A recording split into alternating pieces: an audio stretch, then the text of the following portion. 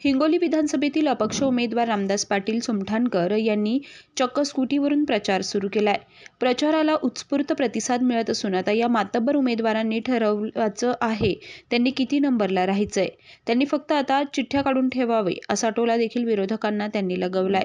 दुसऱ्या उमेदवाराला पैसे देऊन माणसं जमवावे लागत असून माझे कार्यकर्ते माझ्यासाठी हाडाचं पाणी करून घरच्या भाकरी खाऊन माझ्यासाठी काम करत असल्याची प्रतिक्रिया देखील यावेळी रामदास पाटील सुमठाणकर यांनी दिली आहे। सध्या त्यांच्या स्कूटीवरच्या सुरू असलेल्या प्रचाराची जोरात चर्चा सुरू आहे। काय म्हणाले त्यावेळी रामदास पाटील सुमठाणकर पाहूयात। लोकांपर्यंत पोहोचणे, लोकांच्या पर्यंत आपल्या भूमिका मांडणे, विकासाचे जे विजन आहे पुढच्या 5 वर्षाचं ते संकल्पपत्राच्या माध्यमातून लहान लहान व्यापाऱ्यापासून, गरिबापासून, शेतकऱ्यापासून, महिलापासून, दिव्यांगापासून सर्वांपर्यंत माझं विजन पोहोचवण्याचं काम आम्ही दिवस रात्र करतोय।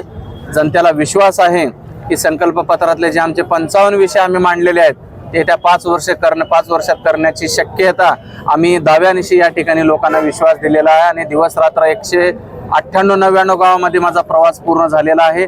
आता शहरामधले काही भाग व्यापारी, हातगाडे, गुपचूपवाले, चहावाले, मोचीवाले या सर्व लहान लहान व्यापाऱ्यांना मी भेटतोय।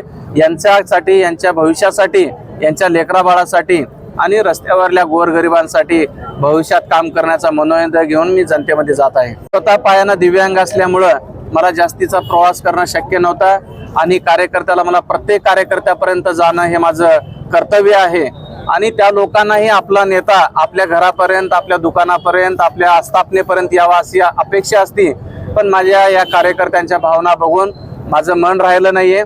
त्यामुळे मी माझ्या या सर्व प्रचंड कार्यकर्त्यांना सोबत घेऊन आज मी मार्केटमध्ये स्कूटरवरती सर्वांना भेटीगाठी करतोय, सर्वांना विश्वास देतोय। आणि जनतेने ठरवलेला इतका मोठा प्रतिसाद तुम्ही बघा। जे बाकी उमेदवार आहेत त्यांना पैसे देऊन लोक आणावं लागतात, पैसे देऊन माणसं आणावं लागतात, ही वस्तुस्थिती आहे। माझ्या मागे हे कार्यकर्ते हाडाचं पाणी करून, दिवसभराच्या घरच्या भाकरी खाऊन दिवस रात्र लोकांपर्यंत जाऊन आमच्या भावना व्यक्त करत आहेत। हिंगोली विधानसभा ही विक्रम करण्यासाठी प्रसिद्ध आहे। महाराष्ट्रामध्ये अनेक अपक्ष उमेदवार निवडून येतात। आताच तुम्ही सांगलीचं उदाहरण घ्या किंवा मागच्या विधानसभेला चंद्रपूरचं मी नेहमी उदाहरण देतो, जोरगेवारांचा आमदार 1 लाख मताधिक्य पडलं होतं। त्यामुळे जनतेनं ठरवलं तर राजाला रंक आणि रंकाला राजा करते। आताच्या जे उमेदवार आहेत, जे महायुतीचा असो, महाविकासचा असो किंवा अजून अपक्षातले असो, यांचे चेहरे कंटाळवाणे झालेले आहेत आणि हे लोकांना नकोशे झाले आहेत। मागच्या 25 वर्ष हे जातीपातीचं राजकारण करून जनतेला मूर्ख बनवलेले आहेत आणि विकासावरती राजकारण, यांना मंत्रालयाचा अभ्यास, जनतेचा अभ्यास, शासनाच्या योजनेचा अभ्यास नाही असं माझं ठाम मत आहे। आणि कार्यकर्त्याच्या निवडणुकीमध्ये नारळाची कुस्ती हेच खेळतात, ऐनामाची कुस्ती हेच खेळतात। ज्यावेळेस कार्यकर्त्याच्या निवडणूक आहेत त्यावेळेस हेच लोक, आज जे 3 उमेदवार आहेत हेच उमेदवार एका पॅनलमध्ये होते आणि आता विधानसभा 4च महिन्यावर झाली, विधानसभा आली, हेच उमेदवार एकमेकाच्या विरोधात आहेत। हे साठलोटा आहे आणि एकमेकाला हे पूरक उमेदवारी, एकमेकाची सेटलमेंट करून आणलेली आहे। त्यामुळे माझं मताचं गणित जे 2 नंबरचा उमेदवार आहे त्याच्यापेक्षा माझं गणित 25,000 अधिक आहे।